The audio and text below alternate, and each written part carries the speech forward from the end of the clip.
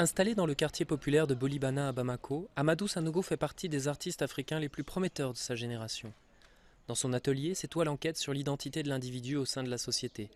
C'est au cours de ses études qu'il a commencé à s'intéresser à l'art abstrait. J'ai eu le goût de la peinture à l'INA, à l'Institut national des arts. J'ai eu la chance de tomber sur des professeurs qui, surtout on avait un professeur d'histoire de l'art dans son cours, au lieu de parler de l'histoire, il nous demande au moins qu'est-ce que c'est que l'œuvre d'un Picasso, bien et il nous demande de reproduire.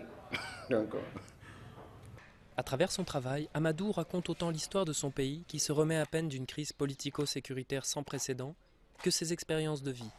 Armé de ses pinceaux et de sa peinture acrylique, il se bat contre les préjugés et l'étroitesse d'esprit. on est dans un pays dont la société résume toute forme artistique à des trucs folklore. Donc, il y a une fois même, quelqu'un m'a même sorti, au moins j'ai un refrain. Que vaut la valeur de l'art dans un pays dont les gens cherchent à manger? Mais il a oublié que toutes les nourritures ne passent pas par la bouche.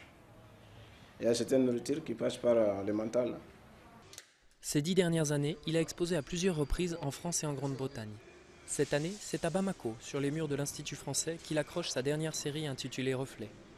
Aujourd'hui, sur le marché international, les œuvres de Sanogo se vendent jusqu'à 5 à 10 000 euros. Mais pour Amadou, l'objectif, ça n'est pas le prix. L'important, c'est que les Maliens comprennent le message qu'il souhaite véhiculer.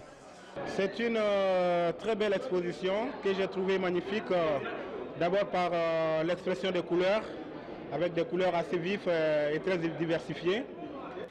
Pour Abdoulaye Konaté, grande figure des arts plastiques au Mali et directeur du Conservatoire des arts et métiers multimédia de Bamako, Amadou Sanogo est promis à un bel avenir. De sa génération, je pense qu'il est vraiment, je dirais pour moi, le seul qui est constant dans cette démarche de travail continu.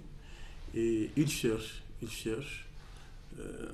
il commence à trouver quelque chose, mais je pense que ça nécessite encore un autre volume de travail, une réflexion, une démarcation. Amadou exposera dans sa ville natale de Ségou en février prochain, à l'occasion du festival sur le Niger dont l'édition 2013 avait dû être annulée en raison de la guerre.